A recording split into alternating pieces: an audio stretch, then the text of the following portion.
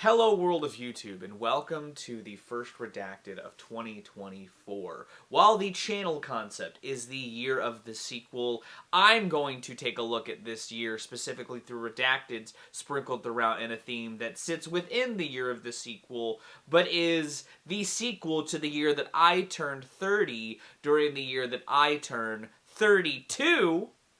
2022. An album that sits in recent memory, but had a handful of releases across the board that had some interesting concepts that were more or less stumbled through in execution that I wanted to pull together throughout episodes of this show and see if I can make a more fruitful listening experience out of it. The subject of today's video is actually going to be the last one that I was going to do this year, but I'm doing now because unlike the one I was going to do now, it's already done. I was just going to sort of build it up throughout the year as this huge trilogy of sorts pulled together into one double album, but it kind of fits. The sonic palette of these albums is kind of cold in a sense, and it's cold as fuck outside depending on where you live, / have had your own brush with the Arctic chill of January. So what better place to spend your time dwelling in the cold than by listening to one of the most successful pop artists of the 2010s try to stumble through a trilogy that was only announced as a trilogy upon the release of the third piece of the trilogy, that is Certified Lover Boy, Honestly, Nevermind, Her Loss, that I'm pulling together into a double album experience under that long-ass title. Type of nigga that can look me in the eyes, I despise when I see pussy, it's calling my name. Hey, sticks and stones, chrome on chrome, that's just what up. Now, when Drake said upon the release of Her Loss that these three albums were supposed to go together, I didn't buy that, because while combining the album titles together makes a sentence that parallels like your favorite emo album titles or song titles from the 2000s, these albums don't sound cohesively linked in a way that like I feel like a trilogy would.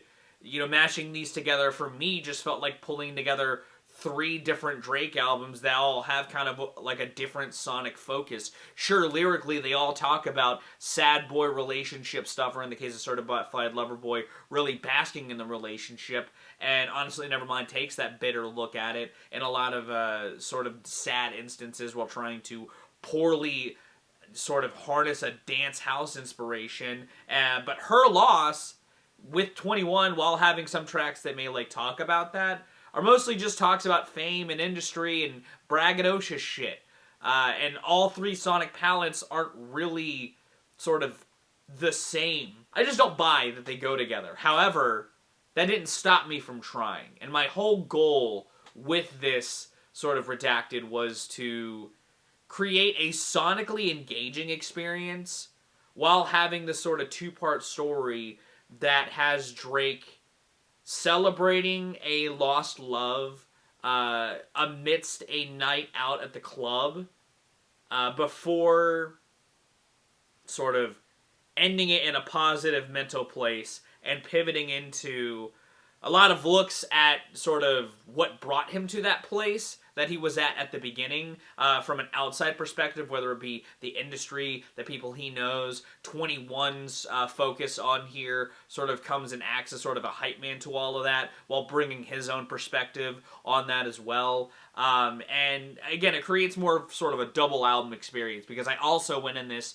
to making it a Drake-length project, because Drake loves to create these bloated records, and similarly to what I did with, like, the I'm Beside You B-sides Redacted, I wanted to make an album within the length that this artist would typically dwell in, and 90 minutes for a Drake album, especially nowadays, kind of feels like the standard. Is there a lot to this project? Absolutely. My version of Certified Lover Boy, Honestly Nevermind, Her Loss, is 24 tracks and an hour and a half minutes. With all of that said up out of the way, let's show off the track listing and break down why I lay it out the way that I did. Campaign poetry.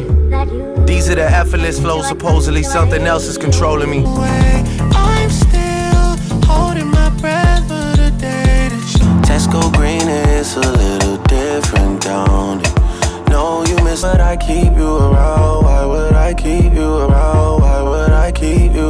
is it so hard giving you up? I'm counting. Bitch, I did it for the Maltese. Feel like 17, 2 perks for all guys. And I never been Send a bitch or die. That's how you get shot. I DM in vanish mode, I do that. 29, I keep up in this office. I'm in love with Houston, Dallas, Austin. Tell your guys to hold up on it. If it comes down, it's gonna fall on me. Lot of 42 on the flights, Cause I know we got some time, but I'm never sure. Tito's in the light ride. The people, I don't wanna go. I don't wanna. Poppin', fucking and she going shopping. Whoa, I'm running out of ops. They're running out of. Other stuff on. Put my kids in private school so they could get their prep on. Think my heart made out of she from overseas, I had to buy her a new visa. Met your wife in Vegas, but I hit her. I heard Papi outside, and he got the double R. I don't chase bitches, I leave them. Hoes screaming like I'm Justin Bieber, nigga. I don't get mad, I get. Yeah, 2.2 for the Raffy on the dial. Don't act like you're happy for. Can't be fucking on this anybody. Yeah, I got feelings for you, that's the thing about it. Deep, I gotta dig for you to pipe down. Tried to run it back. Contemplating, this bitch wanna argue, I ain't doing no debating. Seen her with a nigga. Gotta throw a party for my day ones. They ain't in the studio, but they're late. Niggas be full of excuses, act like they taking their time. For real. Whoa, whoa. Here lies a nigga that never lied in his new song or any of his old songs. They sing them shits like folk. Now, Champagne Poetry starts the whole trilogy off. I think it's the best, one of the best songs, if not the best song on Certified Lover Boy, and a good sort of planting for the payoff in the end of the first half of this project by having Drake at this emotional high, basking in the highs of love before its first end, because the whole arc of this first half is his sort of return back into the highs of a relationship. But from there, I split immediately to the other side of the coin, similarly to what I did on the Carly Rae Jepsen dedicated Redacted, oddly enough, but to an even more bigger extreme because it's Drake being Drake. With the only part I could feel like I could really inject Honestly Nevermind's house inspiration into its best presentation within the context of a record like this, because I wanted to have a lot of it here, because even if it isn't like good, well-constructed house music, it's fine enough. For Drake experimenting with it, I would have liked to have seen more from the guy, but I think that like between some of the parts of Text Go Green and some of Calling My Name, especially the way that that hook is produced, and the groove of that song, you know, there's moments of the house stuff that I don't think is, like, awful. And I think that it, in this, like, bite-sized version, I think is the best thing I could have thought to do when bringing Honestly Nevermind into this record. There is another track later on that I think acts as a nice reprise from this to sort of send this half of the record into the horizons, because a lot of the highs of Honestly Nevermind to some could be the sort of other side of what Certified Lover Boy was bringing to the table energy-wise. But yeah, I use this as sort of the best showcasing of that. I think that it's a good arranging of these songs from Honestly Nevermind. I think they flow well into each other, and that was my whole goal with this pocket, was for that to do that. Before pivoting into the only place I could think of to bring this song in, but Circo Loco from Her Loss to introduce 21, while he's a lot more of a showcase in the second half of this double album. I wanted to have him crop up a little bit here, and Circo Loco having the Daft Punk influence, I felt like was a nice sort of lead-in from the Honestly Nevermind chunk.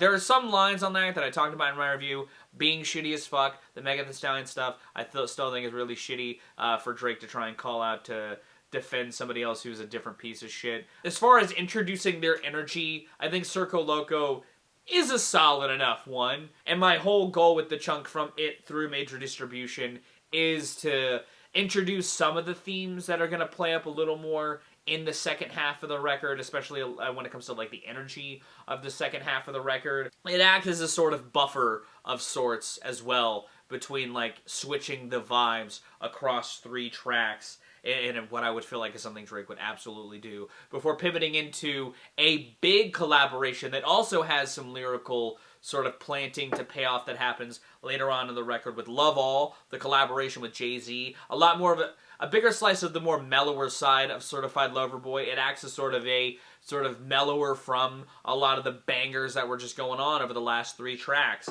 while acting as sort of Drake's own reflections within parts of the relationship and sort of parts of where that plays into the second half of the record as well. This whole half of the record acts as sort of Drake basking in the misery of the Honestly Nevermind sort of mood, while having a flex of sorts in Drake fashion by bringing Jay-Z. Because there's like a second half of the commentary, or the other side of the conversation, to Certified Lover Boy, that I didn't want to leave on the floor and bring to the table, and this collaboration acts as part of that, before going into another part of that conversation with I Miss You Too, with Kid Cudi, another sort of continuation of the mood, while sort of accenting more of the purpose of it being to speak on the themes of the relationship within Drake's POV, while having just a strong hook from Cudi to send it over the moon. And I think that its sort of mellower synth outro, I think, bleeds really well into the one Honestly Nevermind dance music reprise of Massive. It's a moment to sort of act as one last euphoric rush between Drake and the relationship before sending this half of the record off into the sunset with Papi's Home and Yebba's Heartbreak, a point to sort of act as the hookup that turns into the rekindling of a relationship from Massive through Yebba's Heartbreak. A really nice, brighter, again, end to it all. A nice sort of full circle moment for this look of Drake and his relationship, in stripped away from some of the bullshit, or some of the things that could have been outside, sort of wrenches in it, so to speak, while having some points to kind of introduce it into the themes to get sort of further fleshed out in the second half. While there's a definite lyrical focus shift in the second half of the record, I wanted to at least start it with an energy that feels like it's building off of Yebba's Heartbreak, and I wanted to sort of use Yebba's Heartbreak and 3am on Glenwood as sort of a Drake-free interlude on this Drake album. And having not only the track that ends the loving first half and transitions into the more braggadocious and like, I don't want to say like negatively channeled, but like there's more of a hype up of like things that have gone wrong in the industry, or things that have gone wrong between Drake and 21, that I feel like it's more accented in the second half, and I wanted to pivot into that with 3am on Glenwood, the 21 solo song from Her Loss that acts as 21's own entry into Drake's Time and a Place songs, while it is technically like his reflections on some of his come up in his past. It sort of builds to that in a way that I think sort of acts as a good sort of welcoming in to the second half really strongly, before On Bullshit doubles down on a lot of that and reintroduces Drake after 21's first verse, I think, in a really good way. From there, I jump into Knife Talk, which is one of the other songs from Certified Lover Boy that I enjoyed even upon first listen. I think that it sort of presents both sides of what this half of the record is trying to lyrically champion pretty strongly, while being a moment that sort of, sequencing-wise, again, comes in well from On BS, before flipping it even farther with Broke Boys, one of the better instrumentals from Her Loss, and I mostly included it because I like the vibe. I kind of like where it sort of pivots into from Knife Talk. It also sort of leans more into some of what led to the dissolving of the relationship, and some of the lyrics, while also being a point for them to go stupid in a sort of way. Which, if we're talking like weird swerves after Knife Talk, I think Broke Boys definitely acts as sort of a pivot at some points, but ends this second block of 21 songs. Because the other thing I really tried to do with the inclusion of Her Loss amidst this and the other 21 featured songs from the other two records is to create these sort of 21 blocks. You know, there's a block of it in the beginning to sort of tease some of the ideas from the second half while fitting the vibe of the first half.